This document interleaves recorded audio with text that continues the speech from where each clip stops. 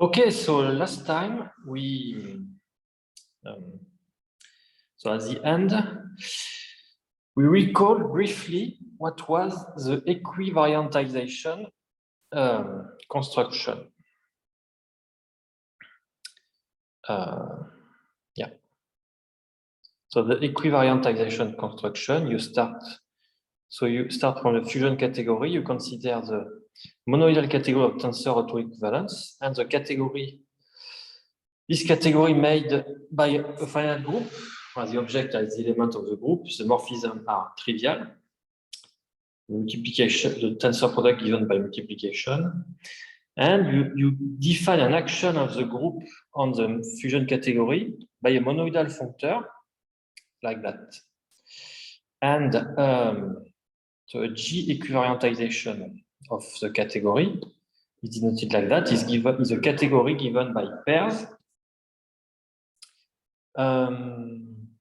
So X is an element of the category, and U is a family of isomorphisms satisfying some compatibility relation, generalizing the notion of representation. For example, if you consider the category VEC, then the equivariantization is a representation. So this compatibility relation here generalize. So you consider object of a category and representation of a group on this object in some sense. Okay. So the morphisms are the morphism of the category commuting with this family of isomorphisms. So we already know that this is a tensor category if and only if it is tensor, and the forgetful functor is tensor. Okay, so that was the equivariantization, and now we will explain what is the opposite construction, desequivariantization. We will explain an opposite construction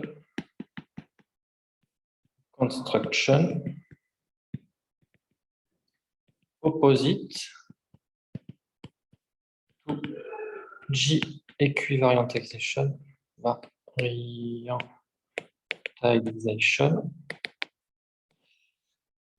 called desequivariantization. Desequivariantization. Okay. So to get this desequivariantization, we need to state some result before. So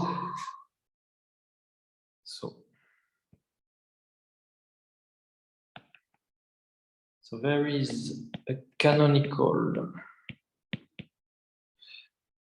fully faithful tensor functor.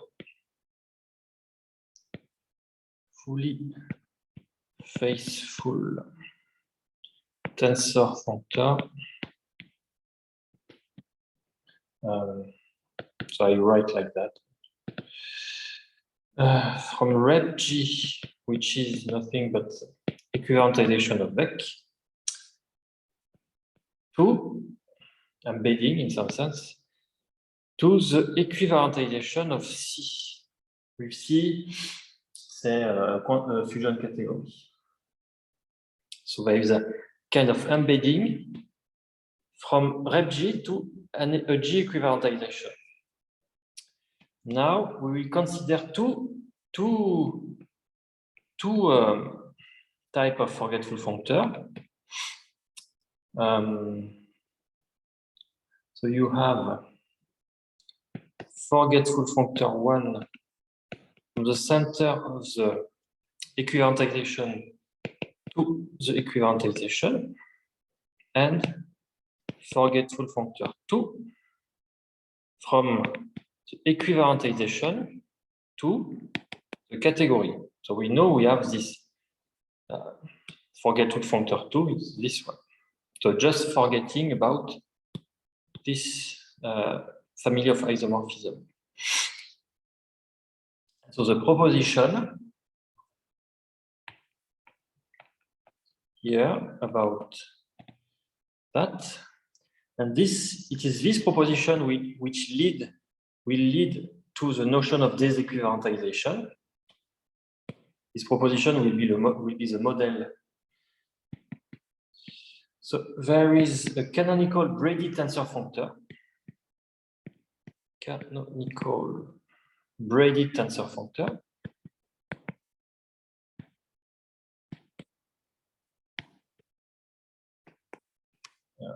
F from rep G to the center of the equivalentization of the G equivalentization of C, such that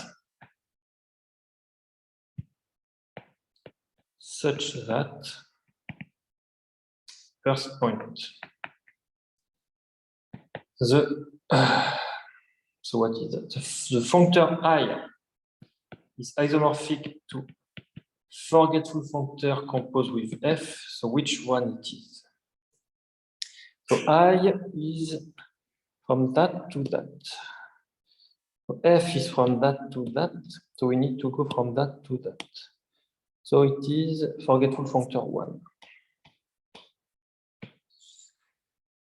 And second point. So the composition of forgetful functor 2 with I. So you start from here. You go here, and then forgetful functor 2, you go here. So from here to here is so in fact map rep G to VEC.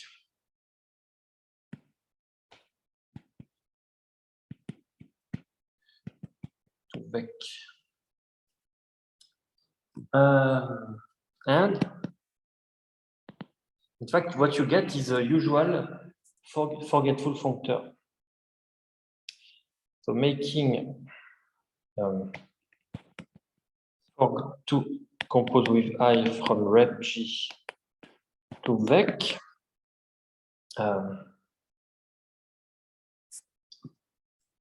Isomorphic to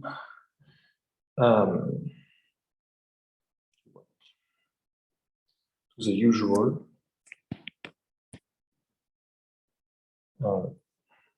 forgetful functor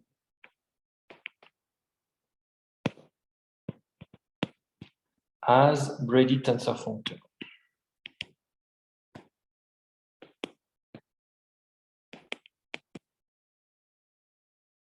Okay, so we have this structure.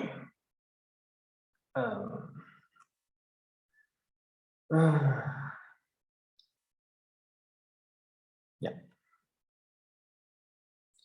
We have such, so in this case, for which we know, in fact, so disequivalentization, so you have the equivalentization and you want to come back to S to C.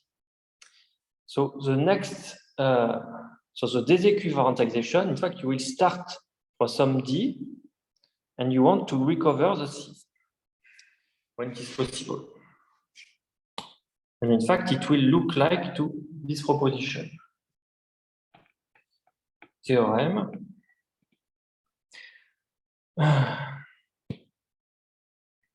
So as I already said, I am out of the recommended part for this chapter, so that's why I am just recalling I am just reviewing quickly some results without proof.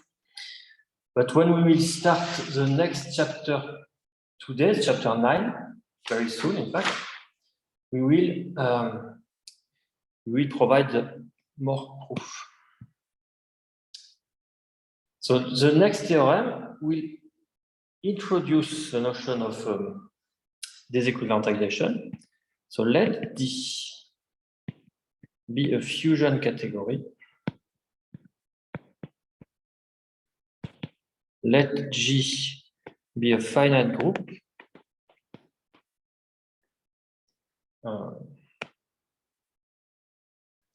And now you suppose something looking like the previous proposition. Suppose there exists a braided tensor functor. Braided tensor functor from rep G to the center of D. So exactly as here. And such that its composition with the forgetful functor, so what we called, where is it? Here, forg, this one, here. So such that we have, so let me state it. Such that its composition with the forgetful functor from center of D to D is fully faithful.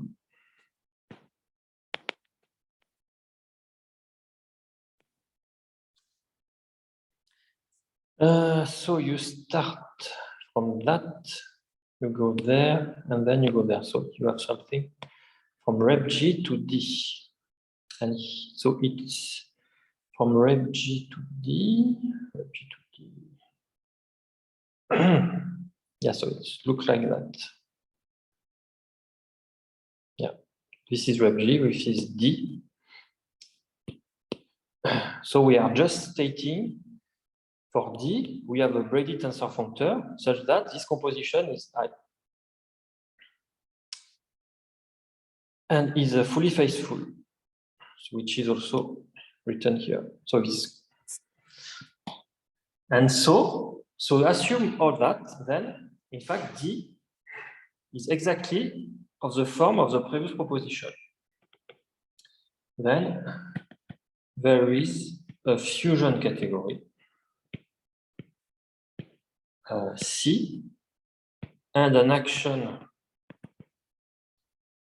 of G on C such that D is isomorphic to the G equivalentization of C. And so such a definition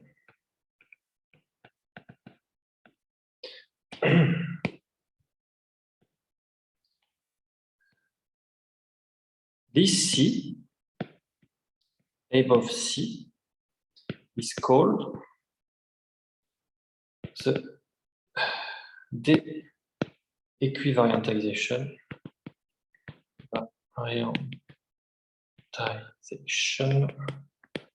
of D. Should I write G disequivariantization? Maybe. So G disequivariantization. Check.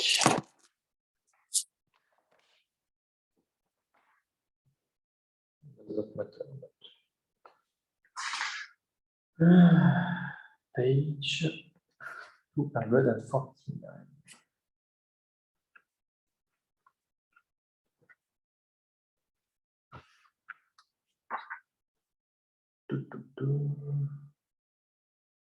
Okay. Well, it's not written like that. And denoted.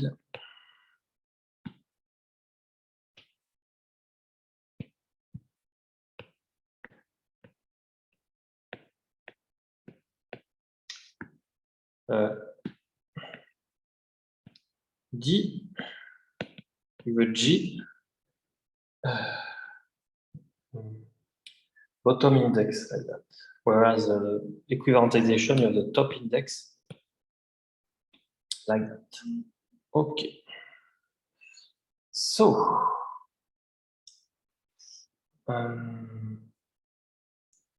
wait a minute. Okay.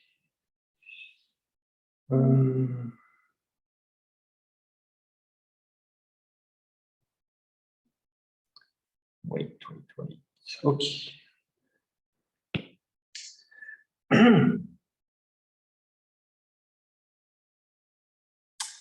So first remark, two remark. First remark, if the category C is braided and the action of the group is braided,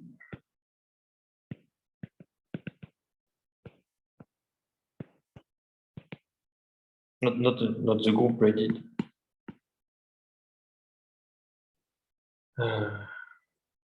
With braided action.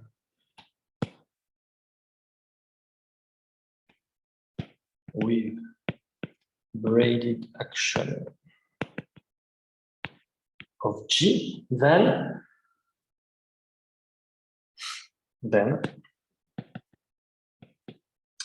so the embedding maps to the centralizer of the disequivalentization. Okay.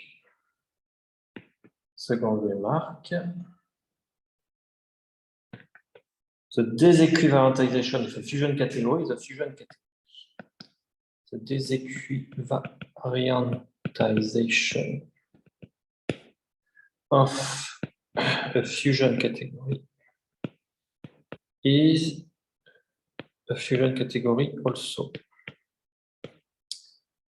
Then, so the first remark, in fact, will make sense the following proposition.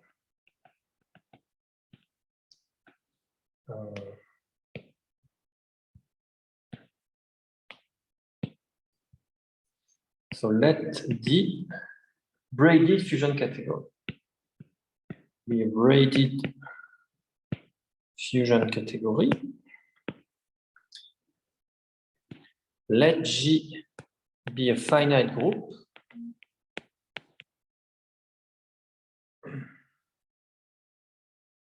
Okay. Suppose the existence of a fully faithful braided tensor functor, existence of a fully faithful braided tensor functor from rep G to the centralizer of D. So here,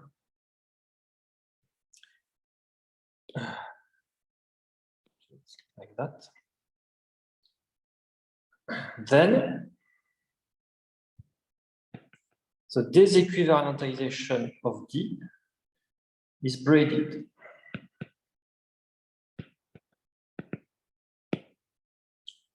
So here, the disequivalentization of that is that it was braided. So it's more or less we are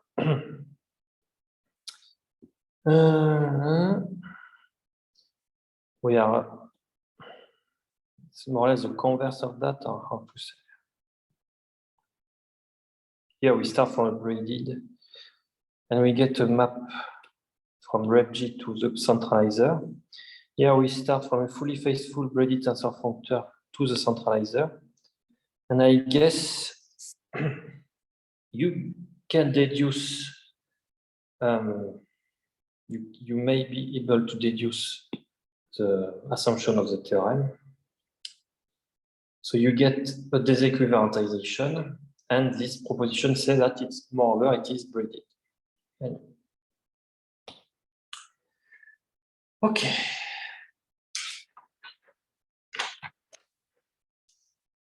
Okay. Now we will talk about the disequivalentization, centralizer, and grading. We see there is a link between grading and disequivalentization. So consider a finite group finite group and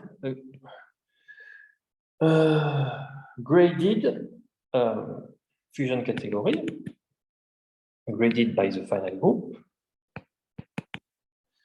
So fusion category,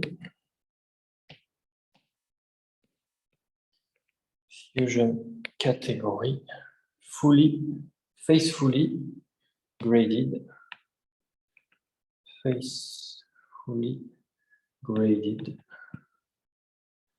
by the finite group G. Then there exists a subcategory E isomorphic to rep G, subcategory of the center of C. So maybe I should write in the other way. So there is E, a subcategory of the center of C, which is isomorphic to rep G. Subcategory such that so the centralizer of E, the disequivalentization of the centralizer of E is isomorphic to the center of the component of C for the neutral element, where one neutral element.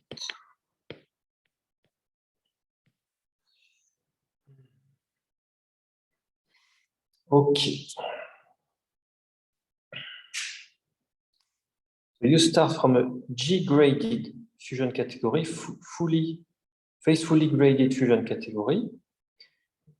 There exists a subcategory isomorphic to that, such that the disequivalentization of the centralizer is the center of the neutral component. Corollary.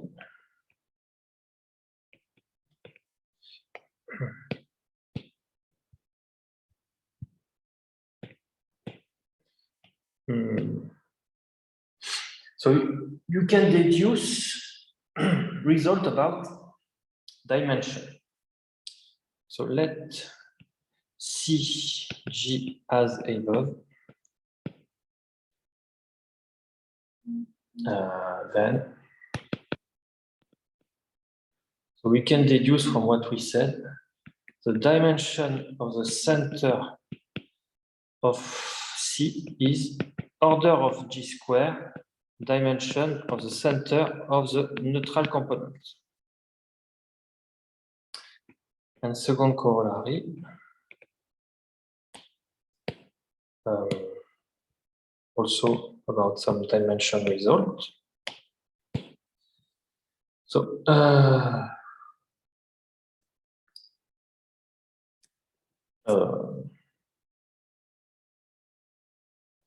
if more G act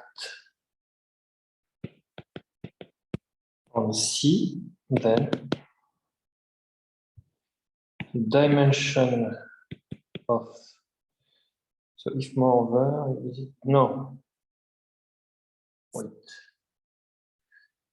finite group G acting, no, we are not, this corollary is just more general. Category C is not assumed to be graded. So let G finite group acting on fusion category C. Then the dimension of the center of the equivalentization, G equivalentization of C is square of the order of G, dimension, the center of C. Okay.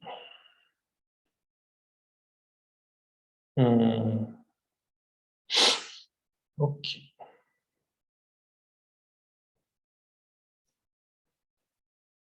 Okay.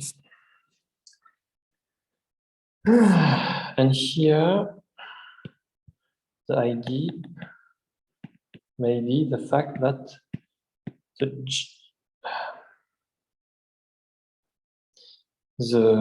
equivariantization is Morita equivalent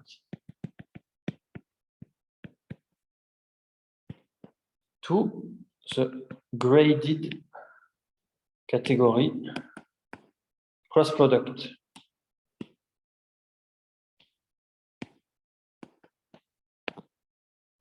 The cross product. So this is graded. So you can apply this corollary. Or this. You can apply this with C graded with that. So you may get some results like that. And because it is Morita equivalent, you can deduce that. Okay, so that's all for chapter 8. So now we will start chapter 9, the last chapter of the course. So chapter 9, which is called fusion category. In fact, we provide some extra results which are specific to fusion category, even if we already mentioned fusion category before, of course. But this chapter will be completely dedicated to fusion category. So we start by mentioning a very important result called Ocneanu rigidity, but we will exceptionally, so we will not prove that because it's too complicated. So we will start to provide detailed proof from the next subsection, the next section. This Ocneanu rigidity, I will skip the proof because it's too complicated for this course. But in fact, the detailed proof of Ocneanu rigidity, so as the name suggests, this is due to Ocneanu, but the detailed proof is due to my PhD advisor, Anthony Wasserman, together with Etienne Blanchard. So it may be called the Ocneanu Blanchard-Wasserman rigidity. Anyway, so Ocneanu rigidity states as follows: the multi-fusion category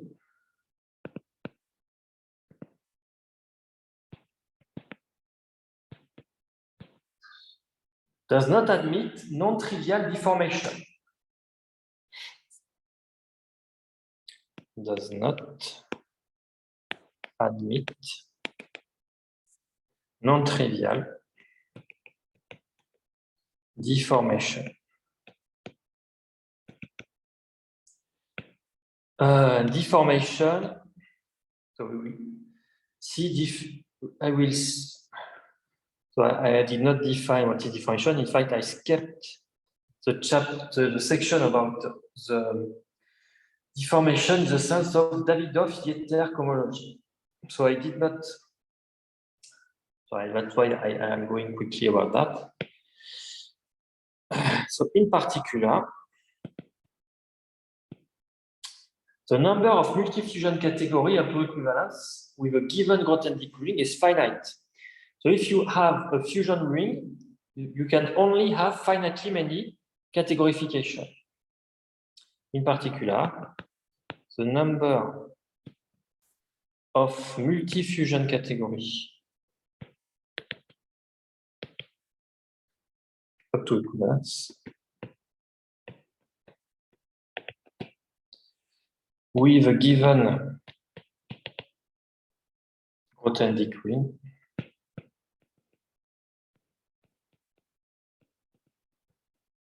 is finite.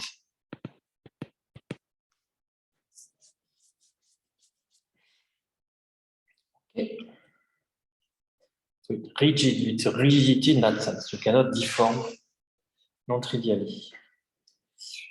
So the proof, as I said, the proof of this result is too complicated.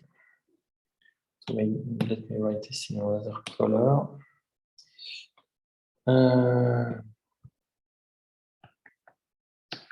The proof of this result is too complicated for this course.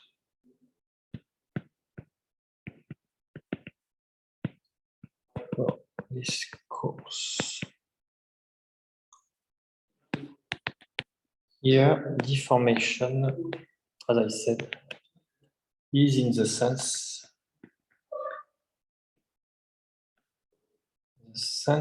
of Davidoff-Jeter cohomology. Davidoff-Jeter cohomology.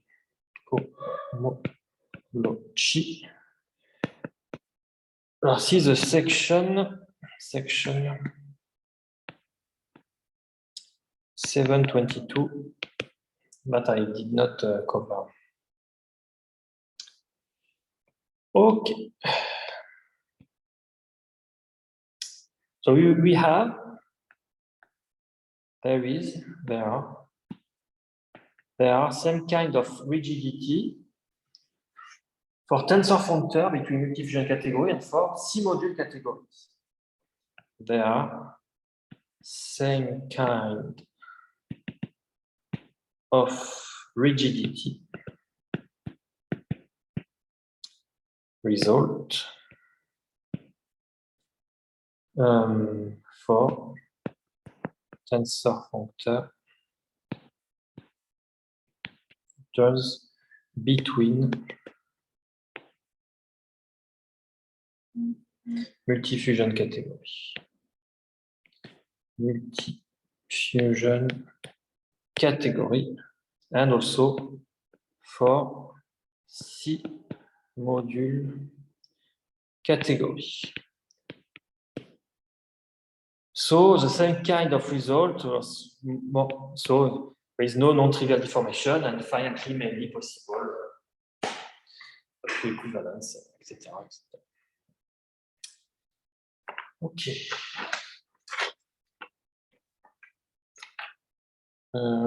That's okay.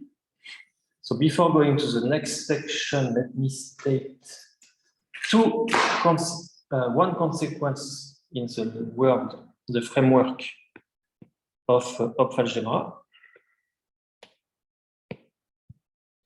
and one consequence about number theory. So the number of isomorphism classes of semi-simple of algebra, of algebra of a given dimension, so semi-simple of algebra of a given dimension over C is finite. So for a given dimension, there are only finitely many possible isomorphism class of semi-simple of algebra over the complex field. That's nice for people interested in classification. You know, you have only finitely many possible objects to classify for a given dimension. And result about algebraic number theory. So any multi-fusion category,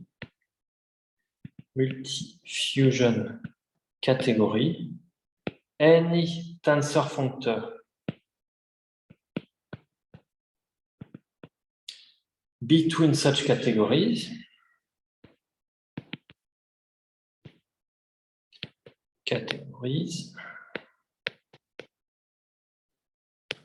and any of algebra.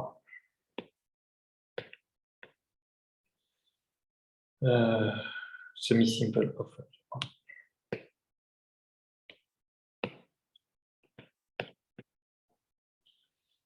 Hop. Algebra is defined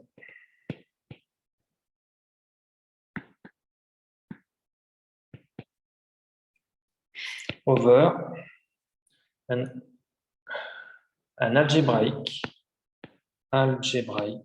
number field.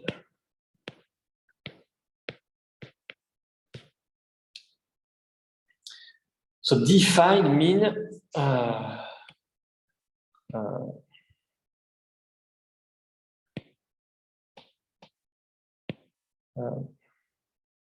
I want to say the F symbol,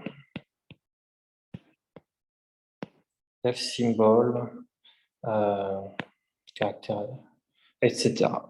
So the F symbol completely characterizes associativity constraint. So this, in that sense, define over. Everything can be defined in terms of algebraic number. Algebraic number. Okay.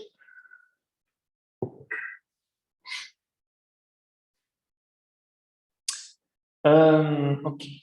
So so we know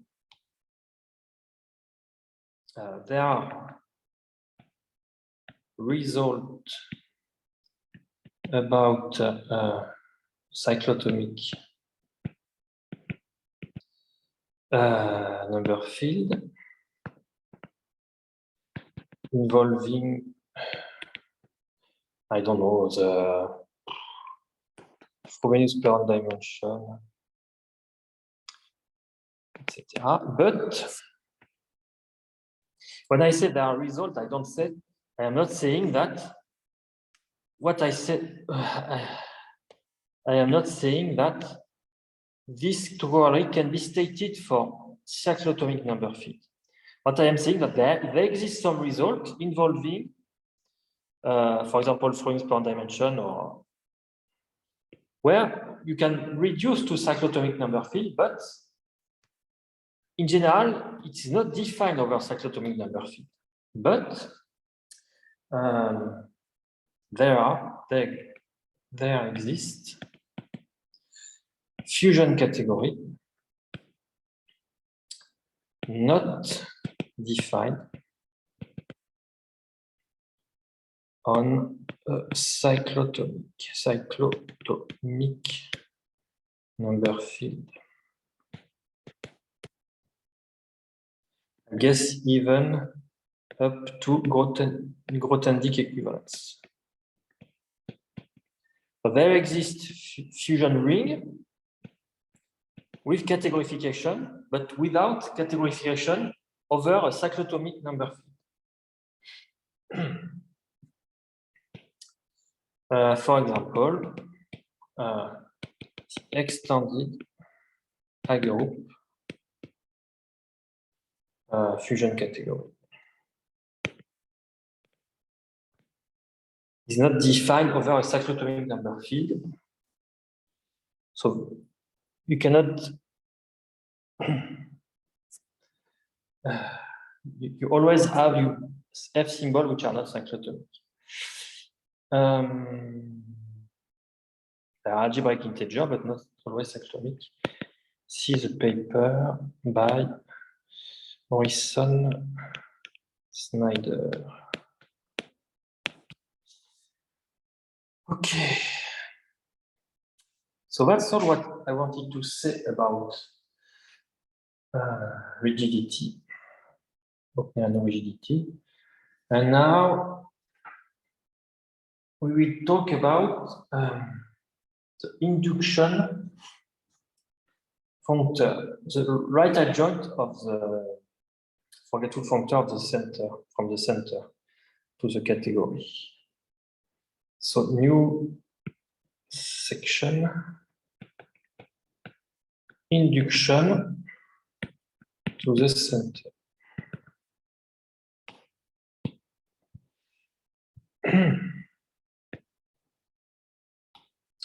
Okay.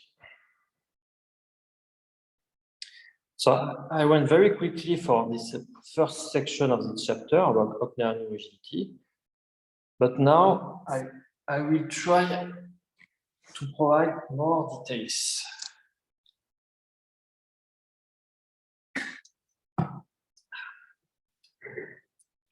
So let's see be a fusion category.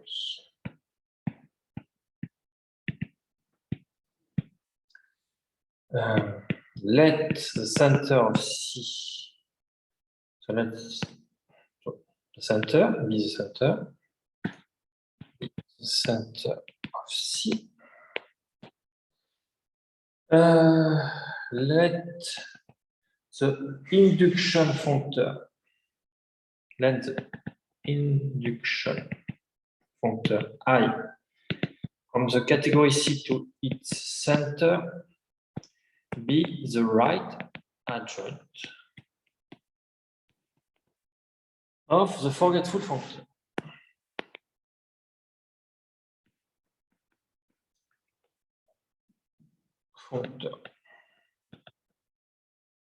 F from the usual forgetful functor. Okay, so that's known. Lemma.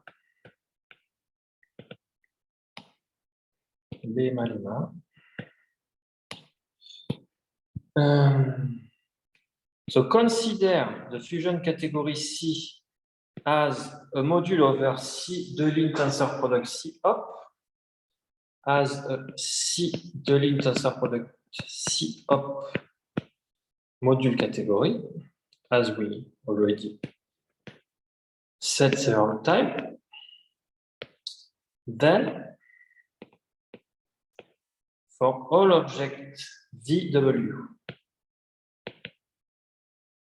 in C, the internal home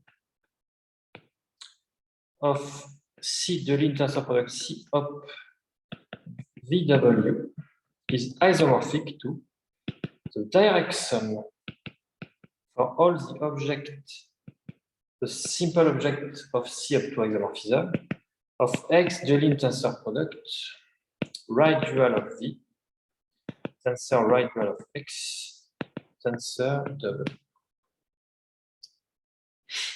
Okay. And so we will give the proof after the pause. So pause.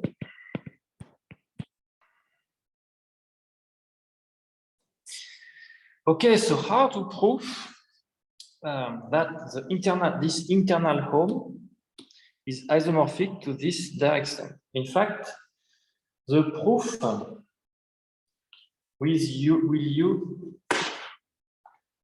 will be more or less straightforward.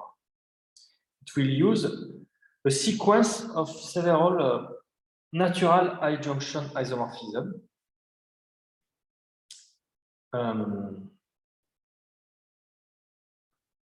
So let Y1, Y2, two objects of the category C. Now consider the home space between Y1 tensor V, tensor Y2 to W. It is isomorphic to, let me write it here. So you apply the first natural adjunction isomorphism, you move Y2 to the other side. Y1 tensor W, tensor V, sorry. W tensor Y2, so you have to put a star, you move it on the other side, you have to put a star. This is natural adjunction isomorphism, and you do the same with V. Y1 W tensor Y2 star tensor V star. So this is the usual natural adjunction isomorphism. Okay, now Y1. So C is semi-simple fusion category, is fusion. So it's isomorphic to the direct sum of over the simple object of two isomorphism to the direct sum over of all the simple object with multiplicity space, so which is just like that. So that's okay. Now, by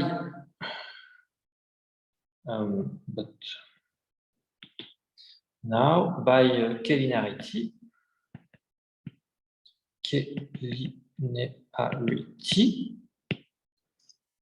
Ohm space between Y1, the one we get at the end, Y1 W tensor Y2 star tensor V is isomorphic to, so you write the decomposition with multiplicity, X over the simple object of isomorphism. So you have the multiplicity space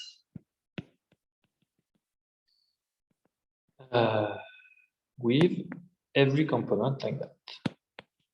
X W tensor Y2 star tensor V star. Again, you apply again natural adjunction isomorphism. So what you get, so you keep the first one is the same, and you apply natural adjunction isomorphism for the other part. So you will apply several natural adjunction isomorphism. So X W tensor Y2 star tensor V star. First natural adjunction isomorphism. You move V. So what you get? X. So you move V again back, and Y2 W. And again, you move X and V on the other side. So it remains Y2. And here you have right adjoint of V, tensor right adjoint of X, tensor W. So you apply this natural adjunction isomorphism. Natural adjunction isomorphism. You apply here. And so you get, we started from that, and we finish with that.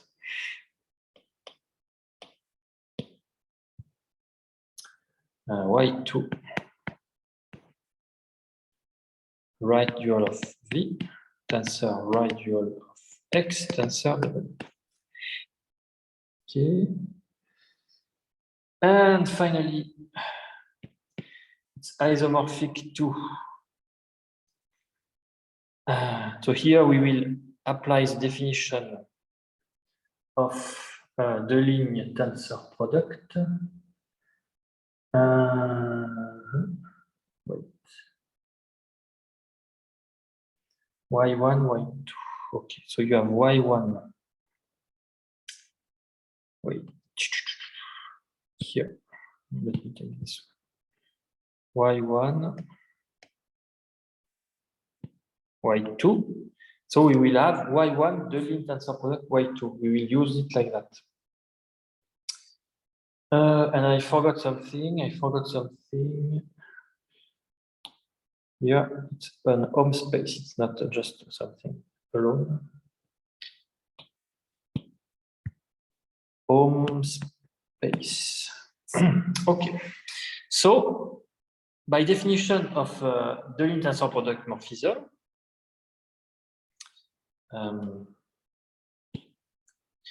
you can get something involving the line tensor product. So definition of the line tensor product. You get morphism. So you get a morphism space, home space over the line tensor product like that. And I realize that I missed something.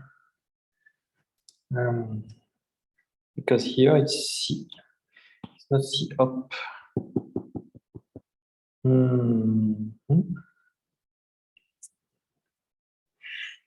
So what?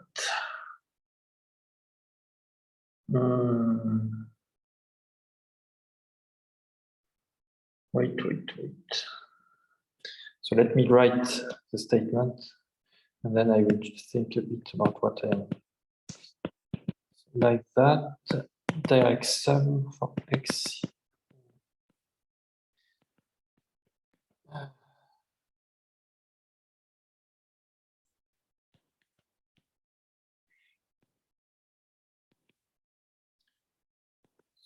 X.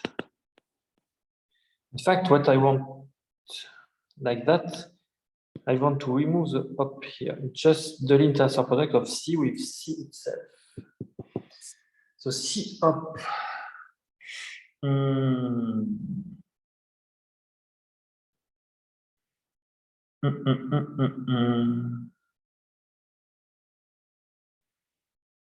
So I have a problem here. So let me just write a note.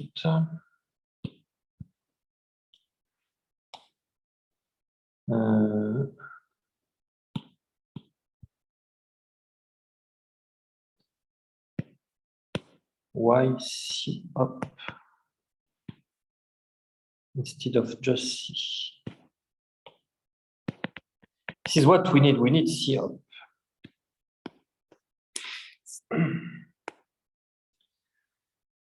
Okay.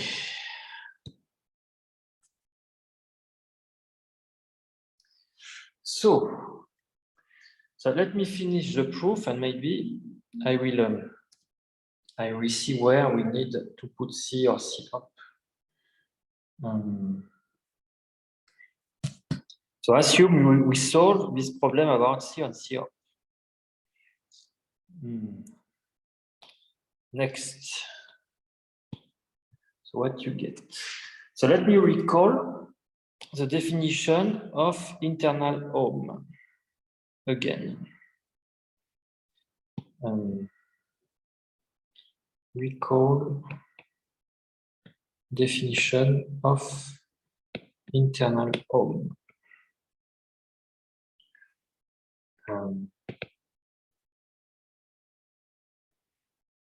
So X is in C, Mi is in M module, C module.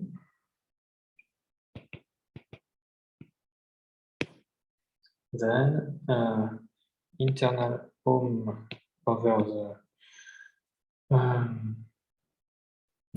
home. The home space of the module category. So X tensor M1 to M2 is isomorphic to home space over C in the category C of X to the object to some object. And this object is defined. This is a definition of internal home. Okay. So here, the notation in the definition are not the notation in the proof. So here,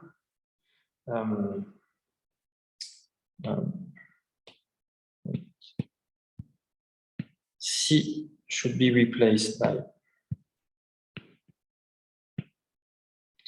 That's why I write another color to see this method segmentation should be replaced by C tensor C up. The module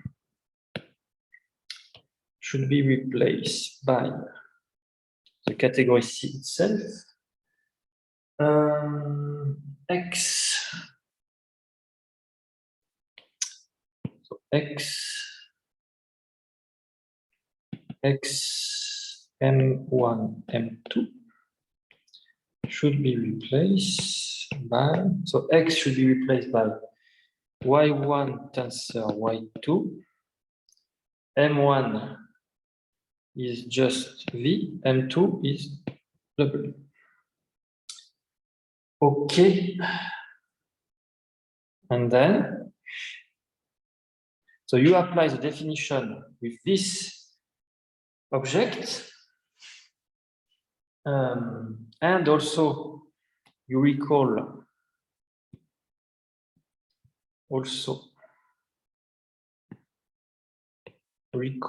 the module structure. The module structure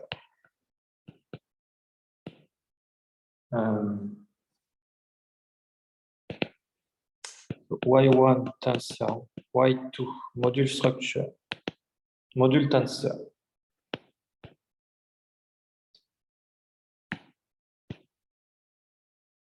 V, Y1 tensor V, tensor Y2.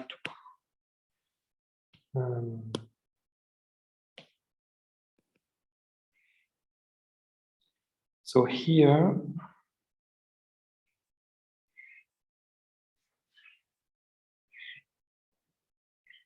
okay. So it follows. So you apply the definition of internal O with this ingredient, and you keep in mind this this module structure, and what you get. So it follows by definition that for the internal O C of VW is isomorphic to. So you use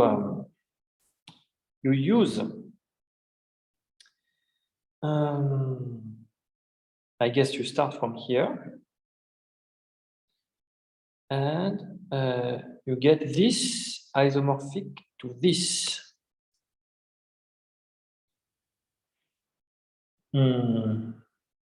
So if you apply all this is the module category, this is the category, and you apply all the other ingredients, you get this internal home to be exactly this part. So you get direct sum of sum XC, X tensor, the tensor, V, right adjoint of V, right adjoint of X, tensor, W. So that's the end of the proof. So we are still the problem about why we have the op. So maybe it's related to that because I'm not sure. Maybe the usual module structure. Maybe you should have a star here. I don't remember. So because we don't have a star here, then C can be replaced by C hop. I'm not sure. I will have to check that later. So up to this problem about C and C hop, it's okay.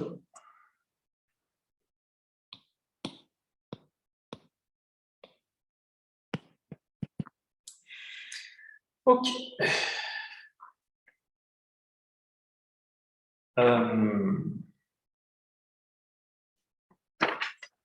Now,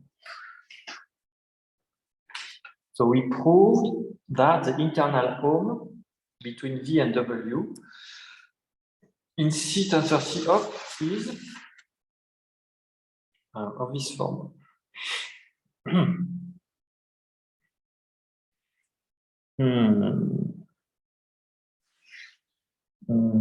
Up. Reverse.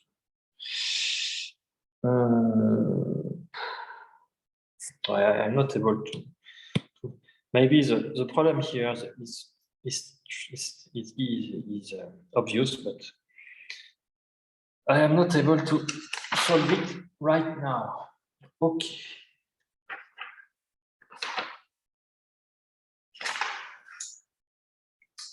So that will be used to give the form of the composition of the forgetful functor with the induction. So proposition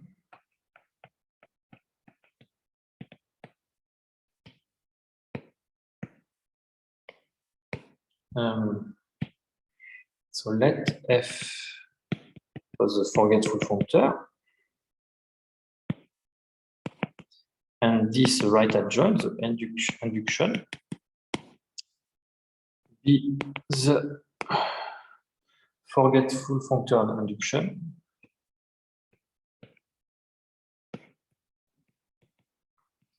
And induction for any object Y in the category C.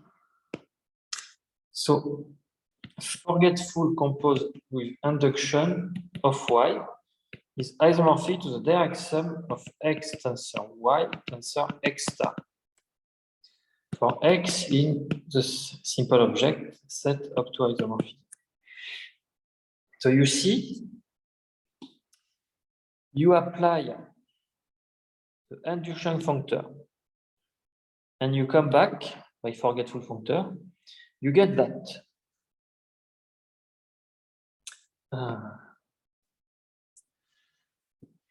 That's quite interesting. It's really interesting.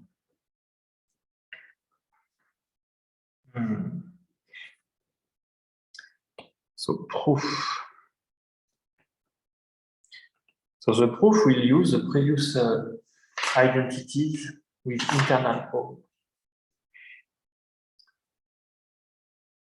So recall that the induction of Y is exactly the internal home between 1 and Y in the center. So, and moreover, let me recall. So proposition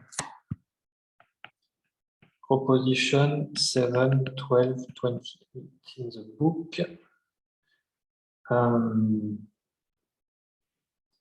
So you have a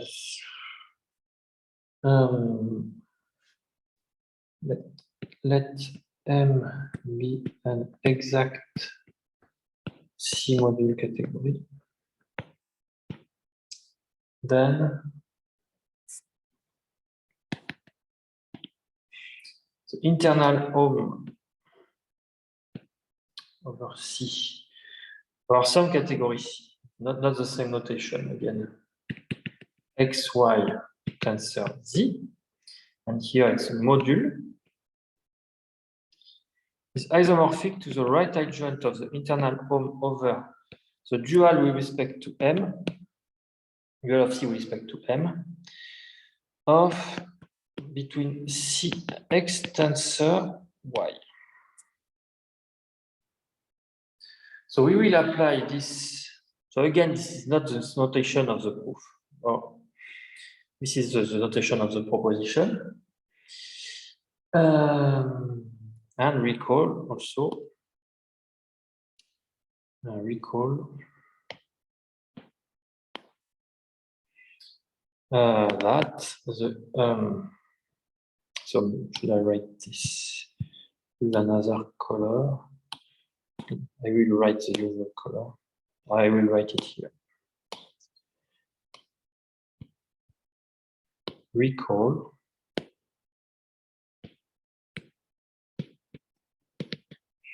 that the dual of C tensor C up with respect to the module C is isomorphic to the center. Okay. So now we can apply the previous lemma because we have something about C tensor C up and we want something about the center, but we know they are Morita equivalent. So we can get what we want as follow.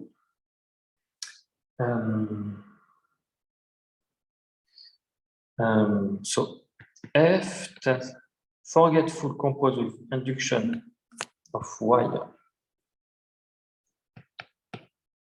tensor Z is equal to induction of Y tensor Z, but here it's a module. This is a module tensor.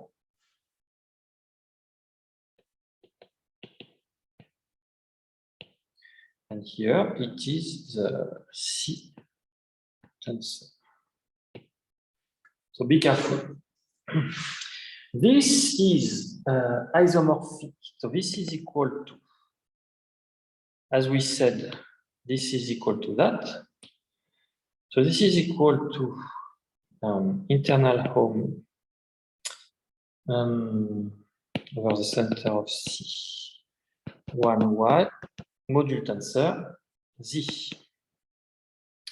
Okay, but now we will apply this previous proposition, so we can get that it is isomorphic to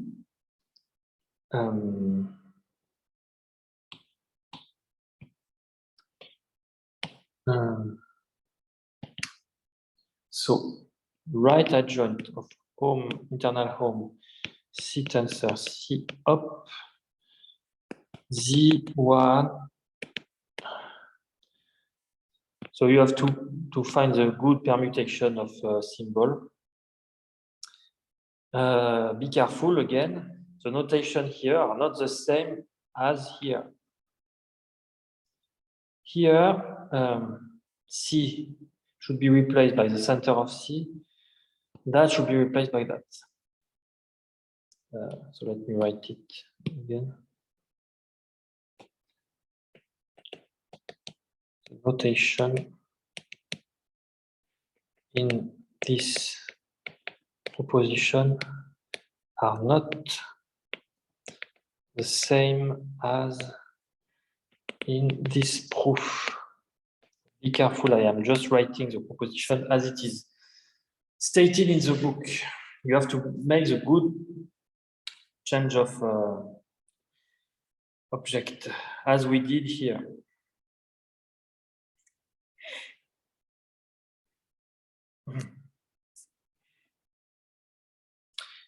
Okay, so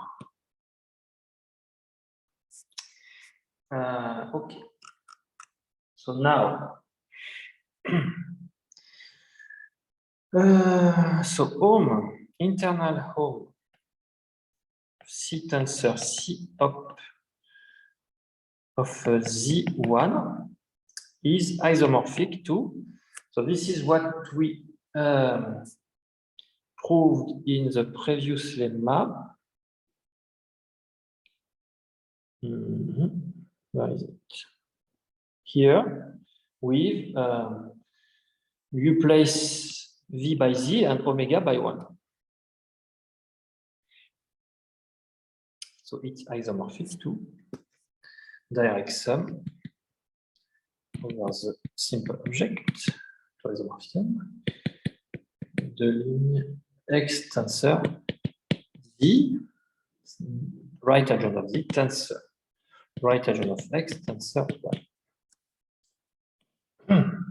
Previous lemma with VW equal Z1.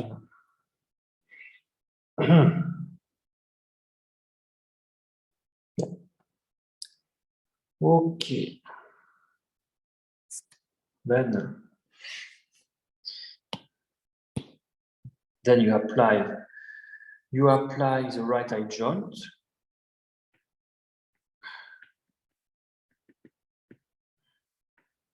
You get right adjoint of internal home C tensor C up of Z1.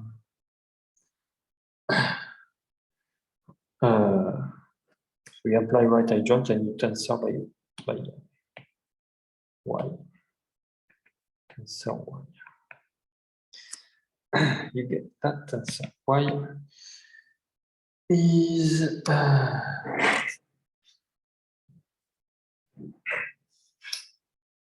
so with the module again,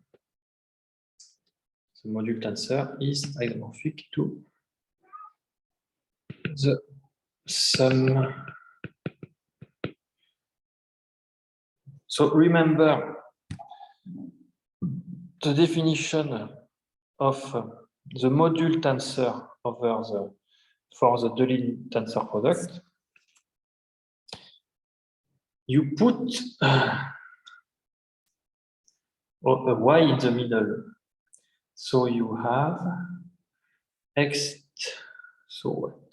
You have also the right adjoint. So x, right adjoint of x tensor y tensor, right adjoint of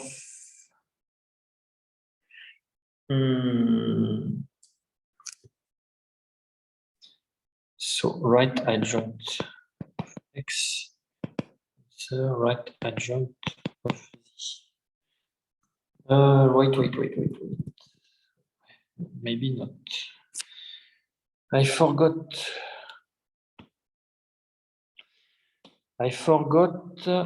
about. So if you have A tensor B star, this is A star tensor B star, right? So it should be okay. Anyway, so tensor, same for right adjoint, of course. Tensor right adjoint of X. Okay. Now, take Z equal 1. You get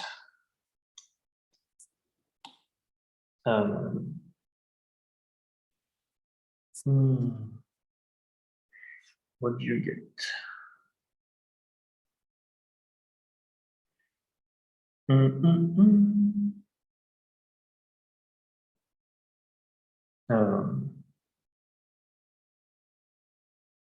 I see.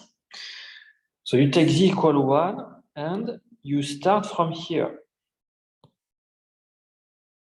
So Z equal 1. So you get just that. So this composition is isomorphic to that. With Z equal 1. So it is isomorphic to the direct sum of the simple object. Right adjoint tensor Y tensor double right adjoint, which is isomorphic to. So if you do the change of variable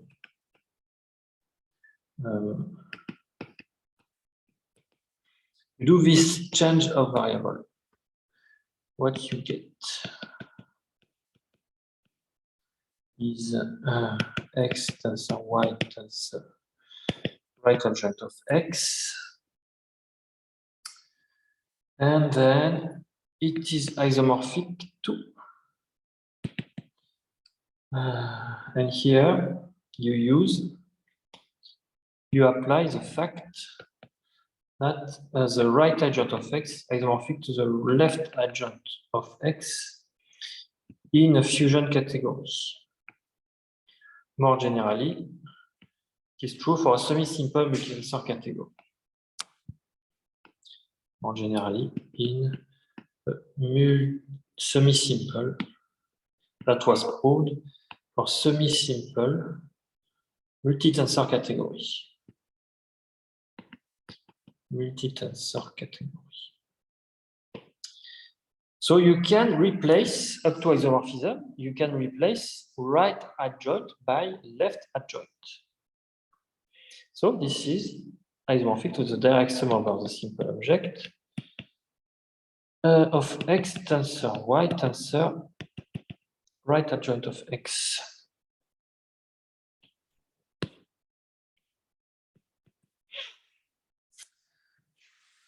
Which is what we wanted to prove.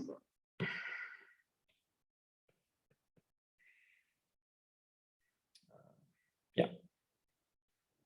This is what we wanted to prove. So we are done about this proposition. Okay. Now, a remark about when y equal 1. So the induction of 1 is algebra object, is a canonical algebra object, was called the canonical algebra object of the center of C. So its forgetful image. So now we know its forgetful image up to isomorphism by applying the previous proposition is like that.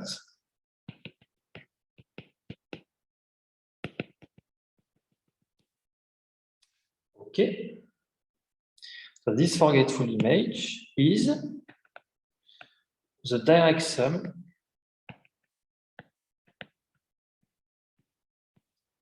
of the algebra object x tensor x star, which yeah.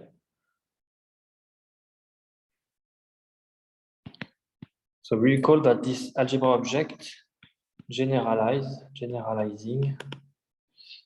the matrix algebra Mn of C. Because if you have a vector space, you apply the dual, and this is the endomorphism of V, the matrix when V is finite dimensional. That's why it's okay. So it is Morita equivalent to the trivial algebra object. We mentioned that like before. So let me try to explain what is the point of this remark. So the point here is that, or maybe that,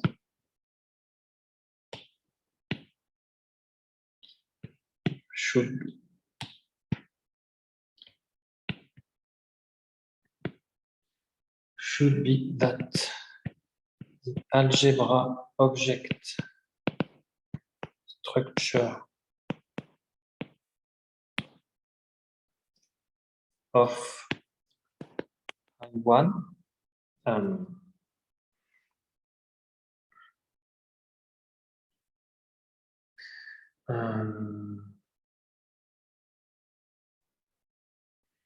deal with what?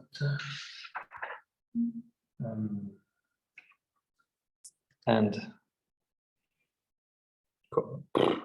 how to say?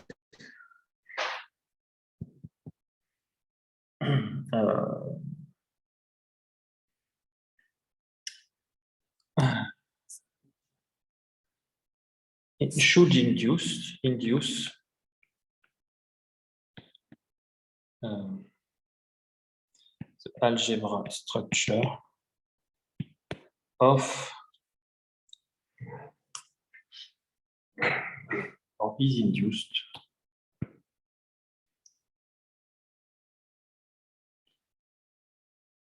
should be induced by the algebra object structure of that, I guess.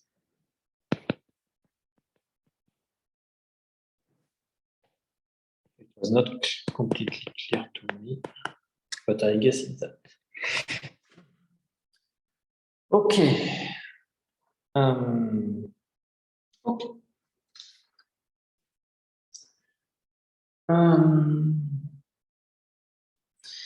Okay, so see the technique we use. So we use the fact that the tensor product of C and C op is more equivalent to the center. So we use several module tensor, etc., internal home, etc., etc. With some similar technique. So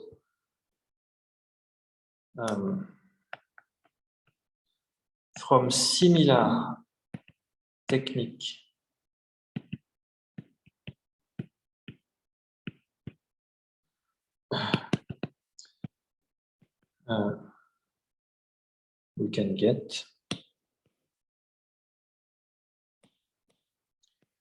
we can get that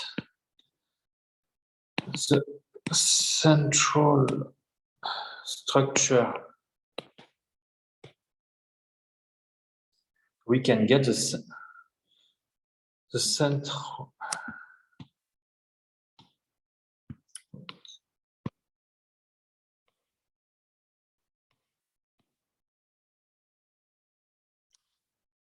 central structure of the object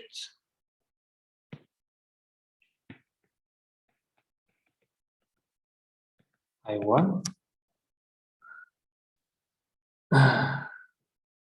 So which mean a natural isomorphism like that, induced by something else before. So like that. So we can get the natural structure of this object as coming, or as induced, maybe, as induced from the isomorphism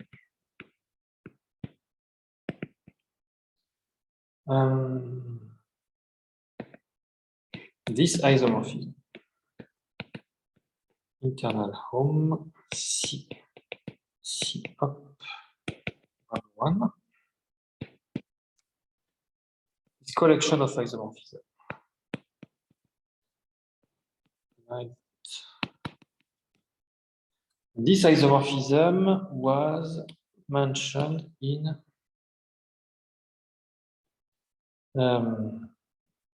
so equation 755 in the book.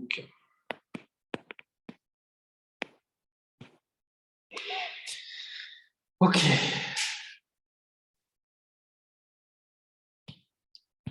So using this isomorphism from this equation in the book, you can induce a central structure for this object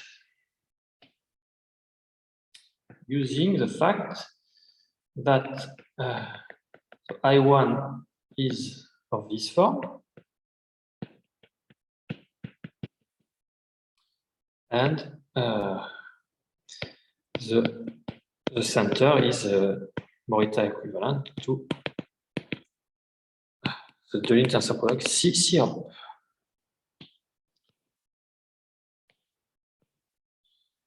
Okay, and what? And also you need to use the proposition 7, 12, 28. We mentioned before, so we mentioned it not very far here. And maybe a remark 7, 12, 29. Let me check quickly before the end. 7, 12.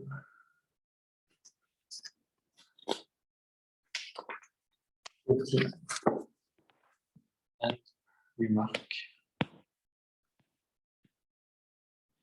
7, 12, 29. Okay.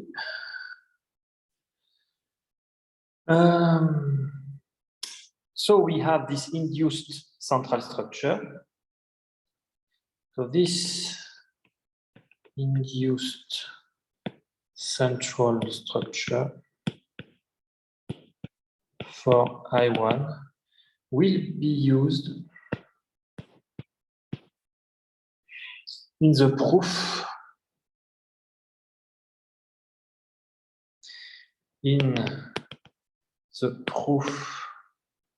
of next lemma, we will see tomorrow, itself used to prove that the center of a fusion category is a fusion category.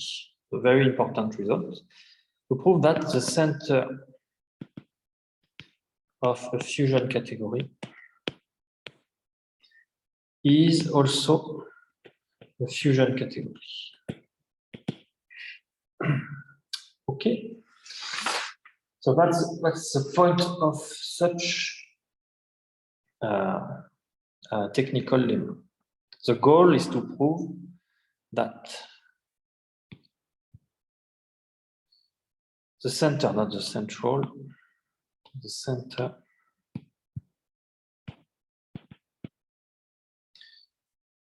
okay, so that's important. Okay, so we can finish here.